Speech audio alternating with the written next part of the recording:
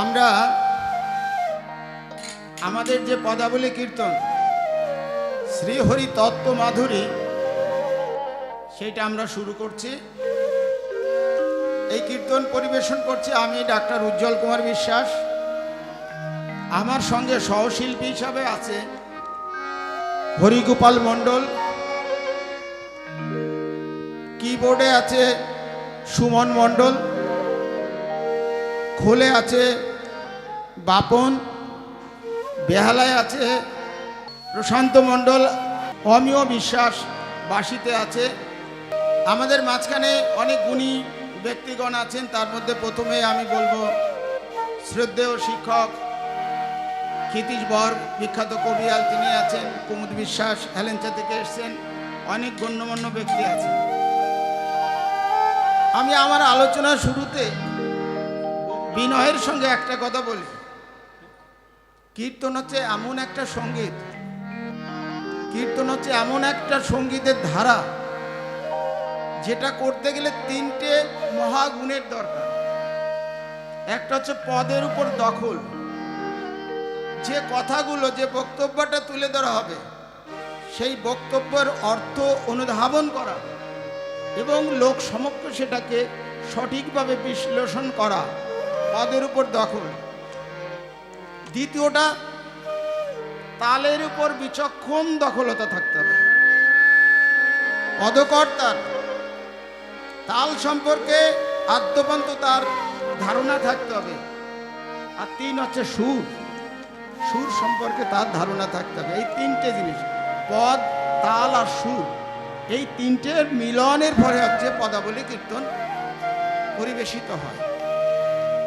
দেশে দেশে বিভিন্ন অঞ্চলে বিখ্যাত কীর্তনিয়ারা এই কীর্তন পরিবেশন করেন। আমি সে অর্থে কোনো শিল্পীই নই, কীর্তনিয়া হওয়ার দাবি আমি রাখতে পারি না। তবুও নিতান্ত দায় বেঁধে আমি আপনাদের সামনে এই কীর্তন পালাটি উপস্থাপনা করবার জন্য উপস্থিত হয়েছে। আপনারা জানেন আজ থেকে প্রায় 27-28 বছর আগে আমি যখন বগুড়া কলেজের সামনে মতুয়া সম্মেলন করতে শুরু করেছিলাম, ধুতি পাঞ্জাবি গায়ে দিয়ে যখন রাস্তায় গড়াগড়ি করতাম, লোকে দেখে হাসতো, শিক্ষিত লোকেরা টিটকারি করত।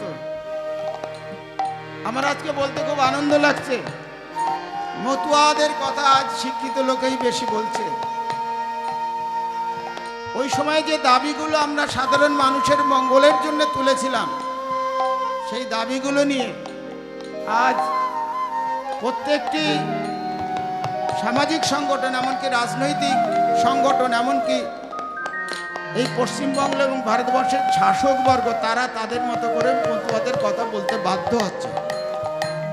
তাতে মতুয়াদের কত উপকার হচ্ছে সেটা অন্য ডিবেট, কিন্তু মতুয়াদের কথা তারা বলতে বাধ্য হচ্ছে।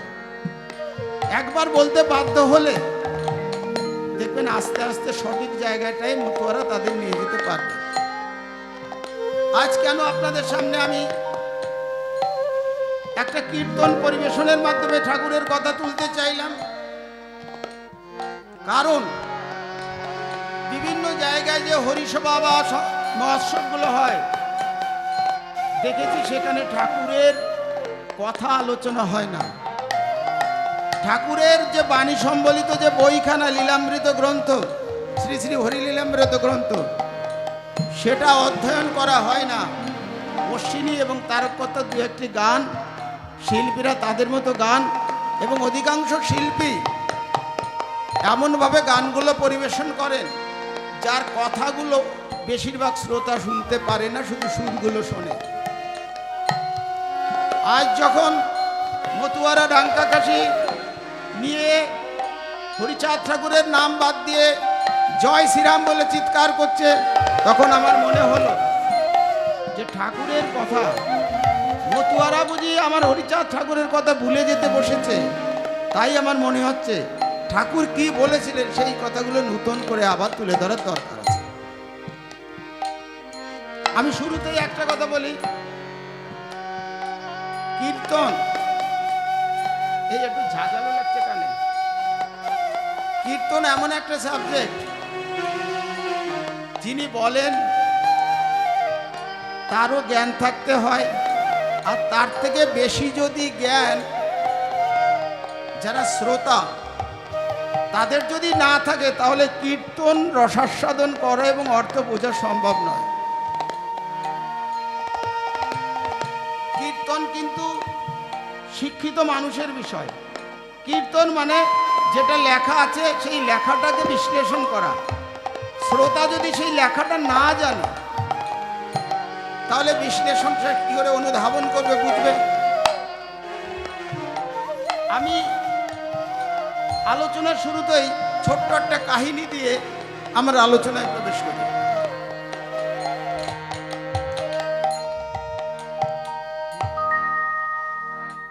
চৈতন্য মহাপ্রভু 1586 সালে জন্মগ্রহণ করেছিলেন নবদ্বীপে। অদ্বৈত মহাপ্রভুর বড় স্ত্রী সীতা দেবী তাকে দেখতে এসে নিমাই নামকরণ করে গেলেন। নিমাই একটু বয়স হওয়ার পরে শান্তিপুরে অদ্বৈত আচার্যের বাড়িতে বেড়াতে গেলেন। ওইখানে যে নিমাই বা গৌরাঙ্গদেব অদ্বৈত আচার্যদেবকে প্রশ্ন করলেন, প্রভু জ্ঞান বড় না ভক্তি বড়? জ্ঞান বড় না ভক্তি বড়? আচার্যদেব বললেন ভক্তি বড়, কিন্তু একটা কন্ডিশন আছে, একটা শর্ত আছে। কি? জ্ঞান না হলে তো ভক্তি হয় না। তাহলে আপনারা যারা ভক্তিকে শ্রেষ্ঠ করেন, সেই ভক্তি জ্ঞান না হলে ভক্তি হয় না। জ্ঞানহীন ভক্তি অর্থহীন। যদি জ্ঞান না থাকে, সেই ভক্তি দিয়ে জ্ঞানহীন ভক্তির কোনো অর্থ নেই। এই যে মহাপ্রভুকে অদ্বৈত আচার্য যে কথাটা বলেছিলেন, ভক্তি বড়, কিন্তু ভক্তি জ্ঞান না হলে ভক্তি হয় না। সুতরাং আপনারা যারা বা আমরা যারা হরিচাঁদ ঠাকুরের মতকে পাথেয় করি, মতুয়া বলে নিজেদের পরিচিত করি, সেই মতুয়াদের চোখের জল ফেলার আগে ভাবতে হবে কি কথা বলে আমরা চোখের জল ফেলছি। ঠাকুর আমাদের মুক্তির জন্য কি কথা দিয়েছিলেন, কি উপদেশ দিয়েছিলেন, কি বাণী দিয়েছিলেন, সেইগুলো যদি আমরা অনুধাবন না করি, না জানি, তাহলে চোখের জল ফেললেও আমাদের কোনো লাভ হবে না। সেই জন্যেই আজকে আমাদের এই শ্রী শ্রী হরিচাঁদ তত্ত্ব মাধুরী এই পালাটি আমরা পরিবেশন করছি। যে কোনো একটা পালা পরিবেশন করতে গেলেই, যে কোনো মহাপ্রভুর আলোচনা করতে গেলেই তো প্রথমে তার উদ্দেশ্যে একটা বন্দনা করতে হয়, তার একটা গুণকীর্তন করতে হয়। তাই আমি আমার পরম করুণাময় শ্রী শ্রী হরিচাঁদ ঠাকুর শান্তিমাতা দেবীর পাদপদ্মে আমার শতকোটি প্রণাম জানিয়ে আমাদের এই বন্দনাটা আমরা শুরু করছি।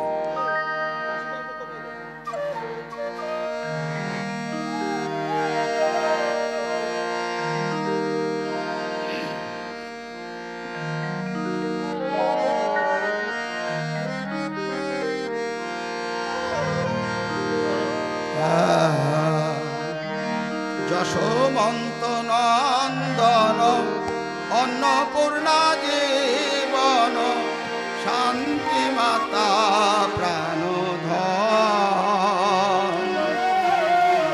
শান্তি মাতা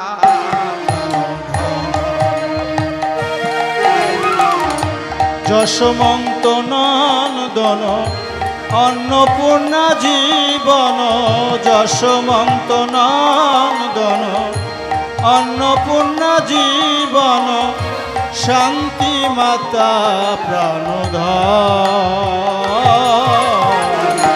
শান্তি মাতা প্রাণধন, শান্তি মাতা প্রাণধন।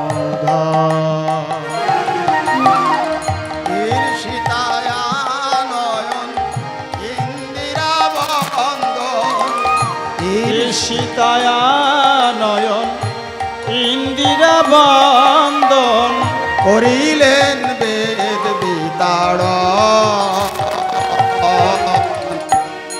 শান্তি মাতা প্রাণধন,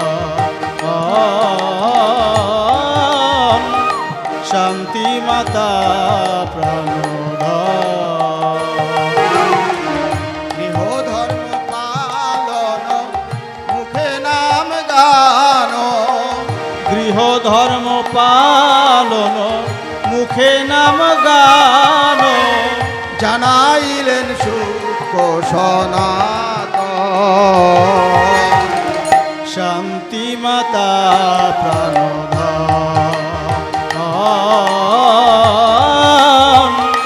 শান্তি মাতা প্রাণধন সে হেতু কারণ পতিত পাবন, সে হেতু কারণ পতিত পাবন বলে সর্বজন।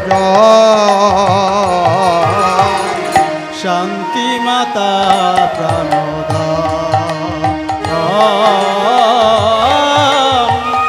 শান্তি মাতা প্রাণধন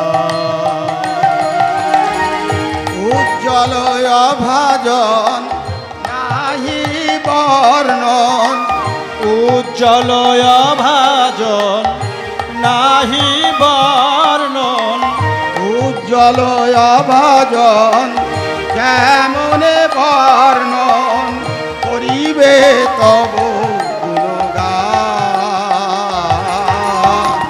শান্তি মাতা প্রাণধন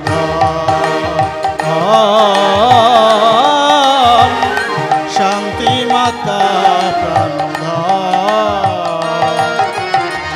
হইয়ায় কৃপণ কর মোরে দান, হইয়ায় কৃপণ কর মোরে দান, হইয়ায় কৃপণ কর মোরে দান, তোমারও তত্ত্ব জ্ঞান। শান্তি মাতা প্রাণধন,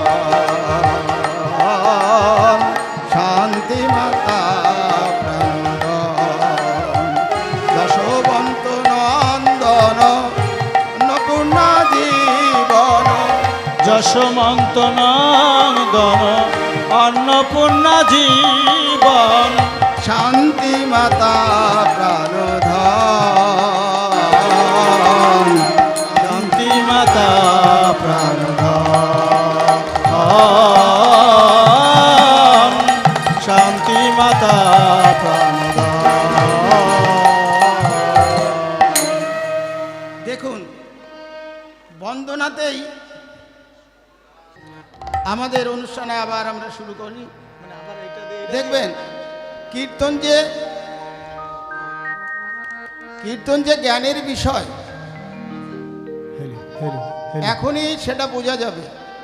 এই যে বন্দনাটা আমি করলাম, এই বন্দনার ভিতর দিয়ে আমি দ্বিতীয় কলিতে যেটা বললাম, ঈর্ষিতা আনয়ন ইন্দিরা বন্দন করিলেন বেদ বিতাড়ন। ঈর্ষিতা আনয়ন ইন্দিরা বন্ধন করিলেন বেদ বিতাড়ন। ঈর্ষিতা বলতে কি বুঝিয়েছি আর ইন্দিরা বলতে কি বুঝিয়েছি, কয়জন বলতে পারবেন বলেন? ঈর্ষিতা বলতে কি বুঝিয়েছি আর ইন্দিরা বলতে কি বুঝিয়েছি দেখেছেন? ঈর্ষিতা মানে হচ্ছে আপনাদের প্রত্যেকের পরিচিত সরস্বতী দেবী, সরস্বতী বিদ্যা দেবীর অনেকগুলো নামের একটা নাম হচ্ছে ঈর্ষিতা। তিনি ঈর্ষিতা আনয়ন, তিনি বিদ্যা আনলেন, শিক্ষা দান করলেন।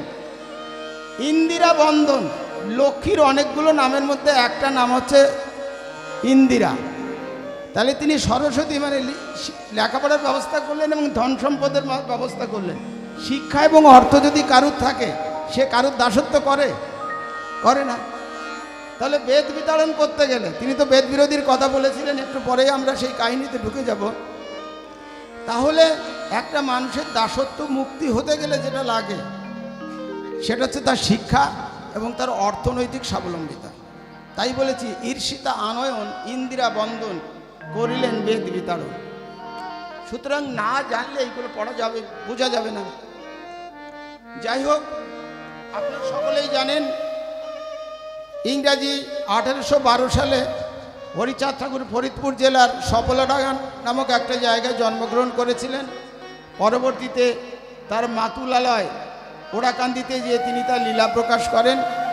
৬৬ বৎসর আমাদের মাঝখানে থেকে 1878 সালে তিনি এই ইহলোক ত্যাগ করে পরলোকে চলে যান।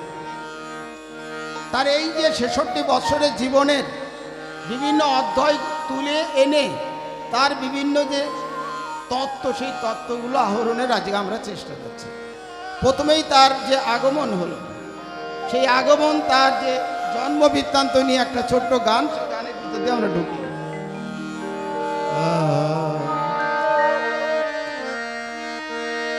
1218 সালে ত্রয়োদশী কৃষ্ণ পক্ষ কালে মাস যে হয় ফাল্গুন।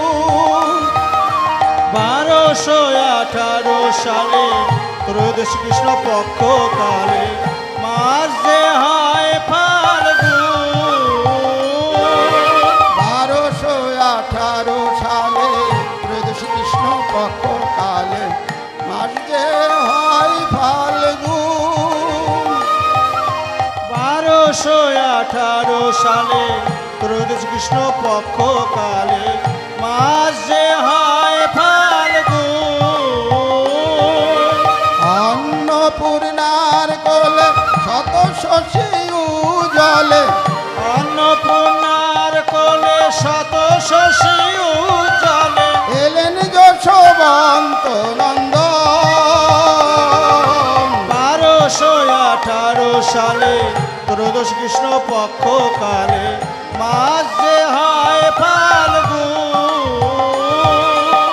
এই তিথি পুণ্য জানি গণি মহাবারুণী, এই তিথি পূর্ণ জানি গণি মহাবারণী। এই তিথি পুণ্য জানি গণি মহাবারুণী। সর্বভক্ত জন 1218 সালে ত্রয়োদশ কৃষ্ণ পক্ষ কালে মাস যে হয় ফাল্গুন। দিয়ে হরি ভক্তগণ বেদবিধি বিসর্জন, যে হরি ভক্তগণ বেদবিধি বিসর্জন। দিয়ে হরি ভক্তগণ বেদবিধি বিসর্জন। কামনা সাগরে করি স্নান। 1218 সালে ত্রয়োদশ কৃষ্ণ পক্ষ কালে মাস যে হয় ফাল্গুন। অন্য তিথি নাহি মানে মহাবারুণী দিনে, অন্য তিথি নাহি মানে মহাবারণী বিনে। অন্য তিথি নাহি মানে মহাবারুণী দিনে। যত হরি ভক্তগণ 1218 সালে ত্রয়োদশ কৃষ্ণ পক্ষ কালে মাস যে হয় ফাল্গুন। উজ্জ্বল অভাজন নাই তার কোনো জ্ঞান, উজ্জ্বল ভাজন নাহি তার কোনো জ্ঞান। উজ্জ্বল অভাজন নাহি তার কোনো জ্ঞান। কেমনে বুঝিবে তার মান। 1218 সালে ত্রয়োদশ কৃষ্ণ পক্ষ কালে মাস যে হয় ফাল্গুন। অন্নপূর্ণার কোলে শত শশী উজ্জ্বলে, অন্নপূর্ণার কোলে শত শশী উজ্জ্বল। এলেন যশোমন্ত নন্দন। 1218 সালে ত্রয়োদশ কৃষ্ণ পক্ষ কালে মাস যে হয় ফাল্গুন। 1218 সালে ত্রয়োদশ কৃষ্ণ পক্ষ কালে মাস যে হয় ফাল্গুন। বাংলা 1218 সালে কৃষ্ণপক্ষের ত্রয়োদশী তিথিতে, কৃষ্ণপক্ষ আর শুক্লপক্ষ কাকে বলে? অমাবস্যা পরের দিন একটু করে চাঁদ বাড়ে, অমাবস্যা অন্ধকার হয়, তারপরে আস্তে আস্তে চাঁদ আলো দিতে থাকে। এই অমাবস্যা থেকে পূর্ণিমা পর্যন্ত একে বলা হয় শুক্লপক্ষ। শুক্ল মানে সাদা, আলোকময়, এই হচ্ছে শুক্লপক্ষ। আর কৃষ্ণপক্ষ হচ্ছে পূর্ণিমা থেকে অমাবস্যা পর্যন্ত ক্রমেই অন্ধকার বাড়তে থাকে, একে বলা হয় কৃষ্ণপক্ষ, মানে কালো হচ্ছে। তেই বলছে ফাল্গুন মাসের ত্রয়োদশী তিথি কৃষ্ণপক্ষে আমার ঠাকুর এসেছিলেন 1218 সাল, আর ইংরেজি তার ঠিক উল্টো 1812 সাল। তো তার সেই আগমনের তিথিটাকে বলা হয় মহাবারুণী তিথি। মতুয়া সমাজের মানুষ এই মহাবারুণী তিথি ছাড়া অন্য কোনো তিথিকে কোনো গুরুত্ব দেয় না। এই তিথিতে তারা যে ওপাশে ওড়াকান্দি এপাশে ঠাকুরনগরে যে কামনা সাগর আছে, সেই কামনা সাগরে ডুব দিয়ে বেদ বিধি বিসর্জন দেয়। মনের বাসনা জানায় না যে আমার এই ছেলে দিও, আমার ধন দৌলত দিও, বেদ বিধি বিসর্জন দিতে যায়। যাই হোক, সংক্ষেপে সেটা বললাম, ঠাকুর এলেন। এইবার চলুন আমরা আমার ঠাকুর যেখানে এসেছিলেন সেই ওড়াকান্দি সবলনগরী, সেখান থেকে একটু ঘুরে আসি। কিংবা এই যে প্রাঙ্গণটি, এই প্রাঙ্গণে একজন হতভাগা মানুষ বাস করে, তার নাম ডাক্তার উজ্জ্বল বিশ্বাস। তার উপায় নেই, ক্ষমতা নেই এই প্রাঙ্গণটিকে ওড়াকান্দি বা ঠাকুরনগর ধাম বানানো। আপনারা যারা ভক্তপ্রাণ মানুষ এসছেন, আপনারা যদি সেই পরম করুণাময়কে আহ্বান করেন, তাহলে এই প্রাঙ্গণটিও সফলনগরী বা ওড়াকান্দি ধামে পরিণত হতে পারে। সেই আকাঙ্ক্ষা নিয়েই আমাদের ঠাকুরের আগমনী সঙ্গীত দিয়ে আমরা লীলায় ঢুকি।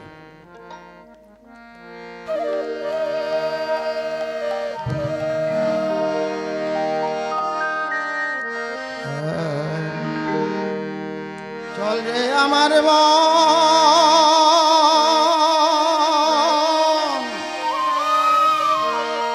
করবি দর্শন, যেথায় গেলে দেখা মেলে, যেথায় গেলে দেখা মেলে, যশোমন্ত নন্দ চলে আমার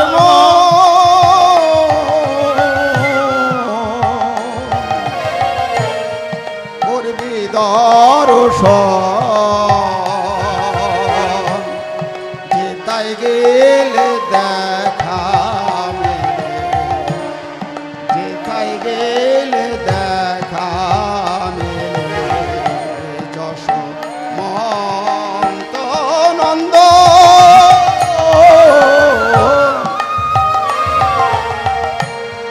চল রে আমার মন, করবি দর্শন, যেথায় গেলে দেখা মেলে, শ্রীহরির নন্দ। চল রে আমার মন,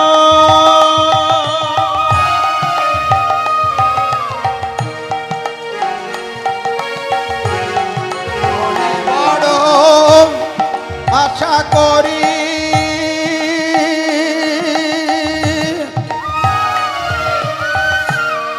যাব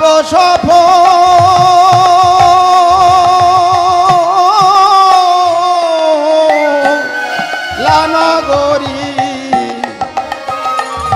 আর মনে বড় আশা করি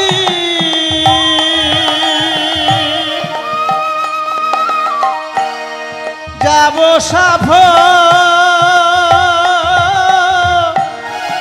সফলনগরী। যদি প্রভু কৃপা করি, যদি প্রভু কৃপা করি দেয় দর্শন,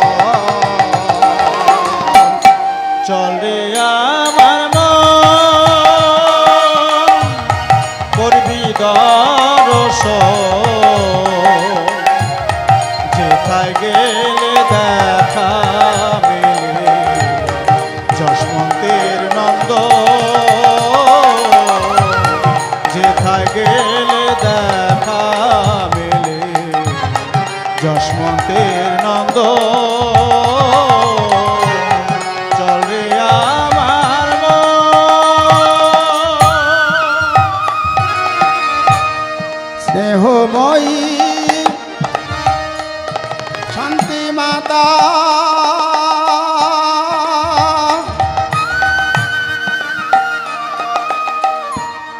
বলবো তারে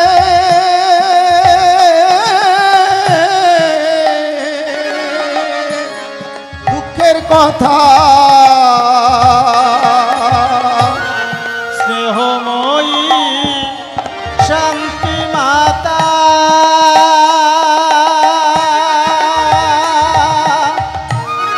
বলবো তারে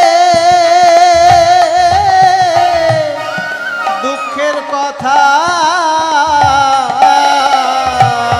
দুঃখ নিবারণ জগৎ পিতা, দুঃখ নিবারণ, দুঃখ নিবারণ জগৎ পিতা, হয় তার প্রাণধন। চল রে আমার মন, করবি দর্শন, যেথায় গেলে দেখাবে যশমন্তের নন্দন, যেথায় গেলে দেখাবে যশমন্তের নন্দন। আছে মাতা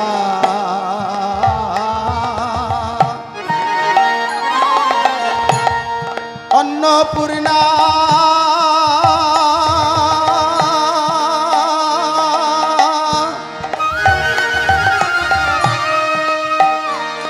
গেলে খুদা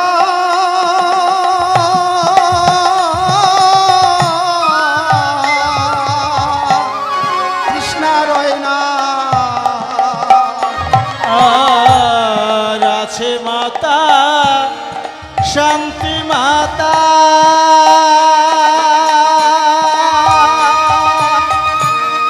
গেলে ক্ষুধা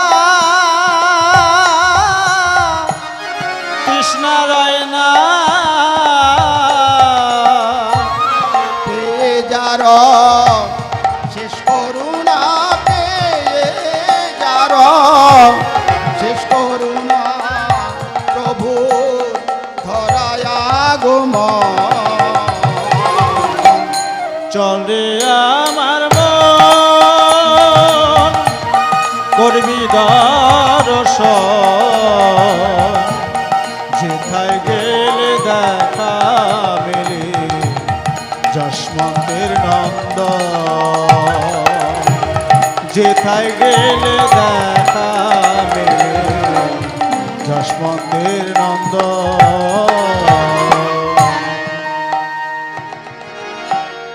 ত্যায্য করে বেদের বিধি,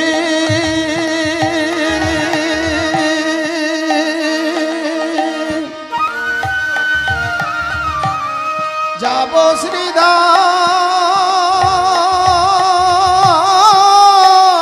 শ্রীধাম ওরা কাঁদি। আর ত্যায্য করো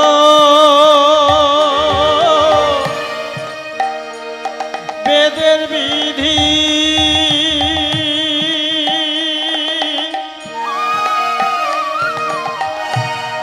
যাব শ্রীধাম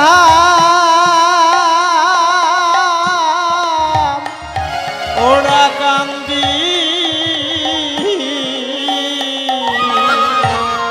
আছে দয়াল করুণানিধি, আছে দয়াল করুণানিধি, দেবে শ্রীচরণ।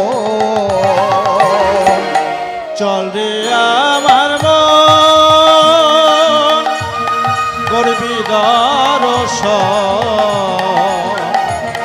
যেথায় গেলে দেখা মেলে যশমন্তের নন্দন। চল রে আমার মন, উজ্জ্বল ঘুরে মরে জগৎ ভরে,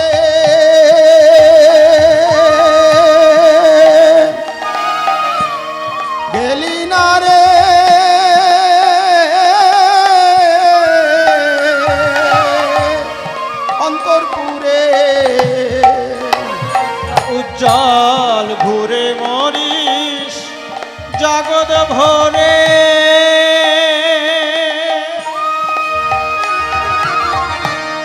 গেলি না রে অন্তপুরে, যতাই সদাই বিরাজ করে যে থাই সদাই, যেতাই সদাই বিরাজ করে সেই সেই মহাজন। চল রে আমার মন করবি দর্শন, যেথায় গেলে দেখা মেলে শ্রীহরি নন্দ। চল রে আমার মন করবি দর্শন, যেথায় গেলে দেখা মেলে যশমন্তের নন্দ। চলে আমার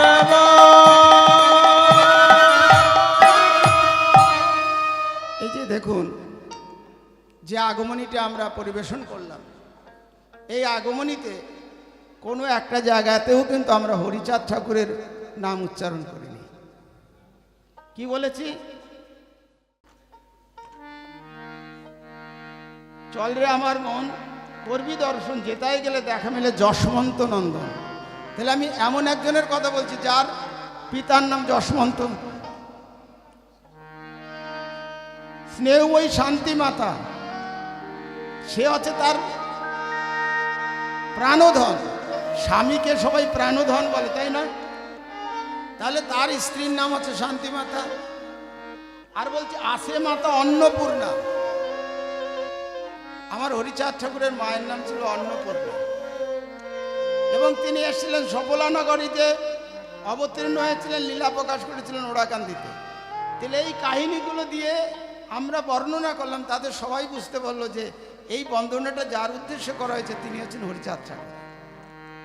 এটাকে ইনডাইরেক্ট উত্তর দেওয়া বলা হয়। ডাইরেক্ট একটা প্রশ্নের উত্তর দেওয়া যে সরাসরি তোমার নাম কি, সরাসরি বলা যায় আমার নাম উজ্জ্বল বিশ্বাস। তোমার নাম কি? আমার হরিতলা নিবাসী ঈশ্বর জিতেন্দ্রনাথ বিশ্বাস, এবং আমার মামাদের পরিচয় শিশির কুমার রায়, আমি ওদের ভাগ্নে হই। এটা বলেও কিন্তু পরিচয়টা দেওয়া যায়। আবার সরাসরি বলা যায় ডাক্তার উজ্জ্বল বিশ্বাস। যাই হোক, আমরা আমাদের আলোচনায় ঢুকতে গেলেই যে জিনিসটা দরকার সেটা আমরা অলরেডি ঢুকে গেছি। যদি কোনো কিছু সম্পর্কে জানতে হয় তাহলে সে সম্পর্কে আগে তত্ত্ব না জানলে আমরা তার গভীরে ঢুকতে পারবো না। সেই কথা নিয়েই একটা ছন্দ আমরা তুলে দিচ্ছি। বুঝিতে শ্রী হরি যেন তত্ত্ব মাধুরী, নইলে মানিবে কেমনে, বিনে জ্ঞান পারে কি কখন, বিনে জ্ঞান পারে কি কখন, দেখিতে দুই নয়নে। বুঝিতে শ্রীহরি জান তত্ত্ব মাধুরী, নইলে মানিবে কেমনে, বিনে জ্ঞান পারে কি কখন, বিনে জ্ঞান পারে কি কখন, দেখিতে দুই নয়নে। না করি শিক্ষা দিলে পরীক্ষা, ফল মেলে কি কখনে, আগে তো জানো পরে তা মানো, আগে তো জানো পরে তা মানো, বসাও হৃদাসনে। বুঝিতে শ্রীহরি জান তত্ত্ব মাধুরী, নইলে মানিবে কেমনে, বিনে জ্ঞান পারে কি কখন বিনে জ্ঞান পারে কি কখন দেখিতে দুই নয়নে না জানিলে জীবন বিফলে যাবে সুদূরদনে